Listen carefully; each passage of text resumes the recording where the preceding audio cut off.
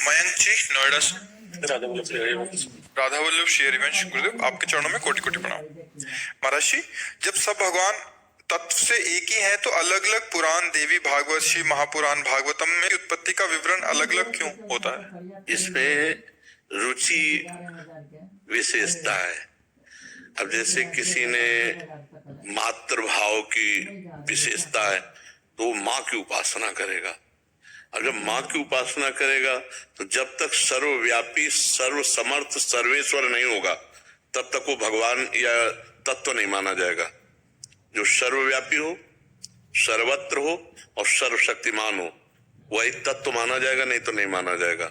तो अब माँ तत्व है, देवी प्रपन्नार्थ हरे प्रसीद प्रसीद मातर जगतो खिलस्य प्रसीद विश्वेश्वरी पाई विश्वम त्वमीश्वरी देवी चराचरस्य। तुम ही चराचर हो, तुम ही सबकी ईश्वरी हो, तुम ही से सब प्रकट हुए। ठीक समझ में आ गया? तो तत्व रूपी माँ है ना। अब गणेश जी आओ, तो जब गणेश जी की बात पढ़ोगे तो सब कुछ गणेश जी है। तुम ब्रह्म, तुम रुद्र, तुम सब कुछ गणेश जी हैं और सर्वव्यापी गणेश जी हैं। तो ये सिद्ध होना चाहिए कि तुम सर्वव्यापी तत्व की उपासना कर रहे हो, वही परमात्मा माना जाएगा। अब शिव जी में आ जाओ, वही सब कुछ है। शिव पुराण उठा के देखो। अब राम जी में आ जाओ, वही सब कुछ है। कृष्ण जी में सब।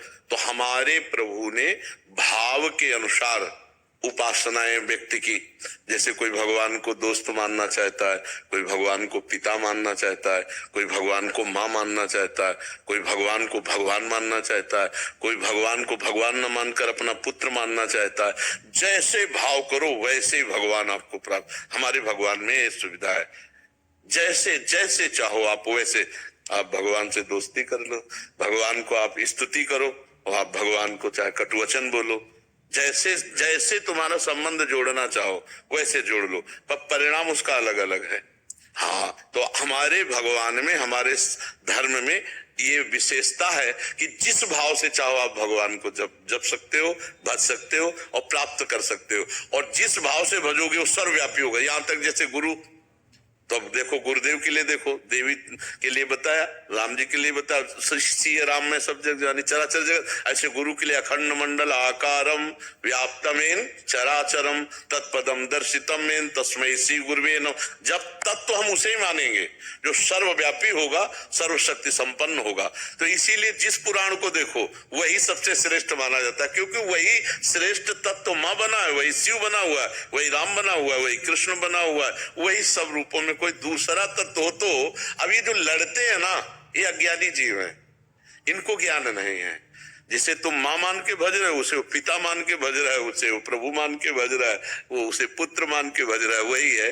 तो आप कह सकते हो माँ पुत्र कैसे हो सकती है, ईश्वर पुत्र कैसे हो सकता है? तो ये तुम्हारी सोच है ना, तुम्हारी सोच में इतनी दम नहीं है। तुम माँ की सोच में मिलाओ तब आप देखोगे तुम ईश्वरी देवी चराचरस्य, चर अचर रूप वही सब बनी हुई है। वही माँ जो शक्ति है ना, वही चर अचर रूप बनी हुई। और दूसरे शब्दों में या देवी सर्वभूतेषु बुद्धि रूपेण संस्थिता नमस्तस्यै नमस्तस्यै नमस्तस्यै नमः। आप सबकी बुद्धि के रूप में वही विराजमान है। और अगर आप श्री राम जी को देखो तो जड़ चेतन जग जीव जत सकल राम मैं जानी। आप कृष्ण रूप में देखो तो वासुदेव सर्वमिति, सब कुछ वासुदेव है। ब्रह्म रूप से देखो तो सर्वम खलमिदम ब्रह्म ने नास्ति किंचन। वो एक ही तत्व के अनंत नाम, अनंत रूप, अनंत लीला है। हरि अनंत, हरि कथा अनंता। समझ में आ रही बच्चा जी? पर मतलब सृष्टि की फिर उत्पत्ति जो है वो अलग अलग अपने से हुई, अलग अलग नहीं हुई। ये तुम्हें भ्रम है। ये सृष्टि का बाहरी स्वरूप जब आप पढ़ते हो तो अलग अलग आपको दिखाई देता है। बाहरी में हम आपको एक ही करके दिखाते हैं। सबसे पहले भगवान, ये बाहरी रूप है, अंतर रूप नहीं कहे, अंतर रूप दूसरा है। सबसे पहले भगवान, भगवान अपने आप से ही जल प्रकट करके और अपने ही स्वरूप शेष रूप में आप ही भगवान नारायण के रूप में शयन करते हैं। समझ में आ गया? जल भी भगवान, शेष भी भगवान, नारायण भी भगवान। योग निद्रा में शयन करते हैं और अपने स्वरूप काल को छूट दे देते हैं। इस काल माने समय, समय आने पर हमें जगा देना। एक समय है, समय प्रकट हुआ, भगवान ने इच्छा प्रकट की, क्षोभ जिसे कहते हैं इच्छा रूपी क्षोभ प्रकट हुआ, तत्काल त्रिगुणमयी माया प्रकट हो गई, सतोगुण रजोगुण तमोगुण, और त्रिगुणमयी माया से एक कमल प्रकट हुआ, नाभि, जिसमें ब्रह्मा की प्रकृति से रुद्र, और ब्रह्मा और रुद्र से संपूर्ण सृष्टि का विस्तार। आप पढ़ करके देखो साथ, यह बाहरी।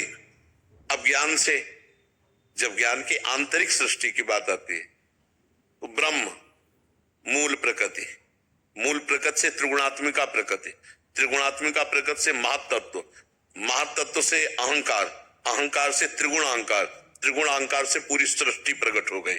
अब जब समिटेगी तो मूल में ब्रह्म ही है ना, ऐसे समिटती है, ऐसे ऐसे आती है और ऐसे समिट जाती है। तो एक था, एक ही है, एक ही रहेगा, तो बहुत कहाँ है बच्चा, समझ में आ रही है आपको?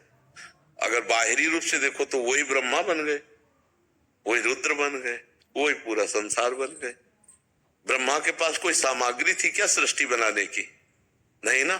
तो ब्रह्मा ही तो अपने संकल्प से, भगवान के संकल्प से ब्रह्मा, और ब्रह्मा के संकल्प से सारी सृष्टि प्रकट हो गई। तो है मूल में कौन? भगवान ही तो है ना।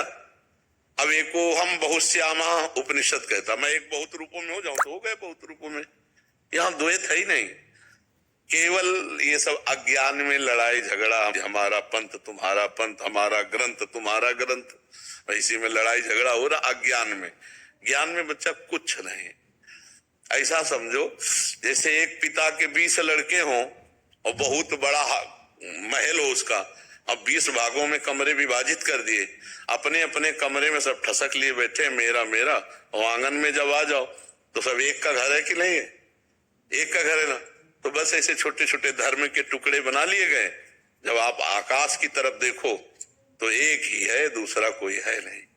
हमारे घर के आंगन में भी जो आकाश है वो एक है, तुम्हारे घर के भी आंगन में आकाश, ऐसे परमात्मा एक है। और ये बाहरी भेद है, बाहरी भेद अज्ञानी देखता है, आंतरिक कहीं भेद नहीं है। वही चींटी से लेकर ब्रह्मा तक, वही अणु से लेकर के महान तक वही विराजमान, दूसरा कोई नहीं है। आप समझ पा रहे हो बच्चा? गुरुदेव आप डरा दे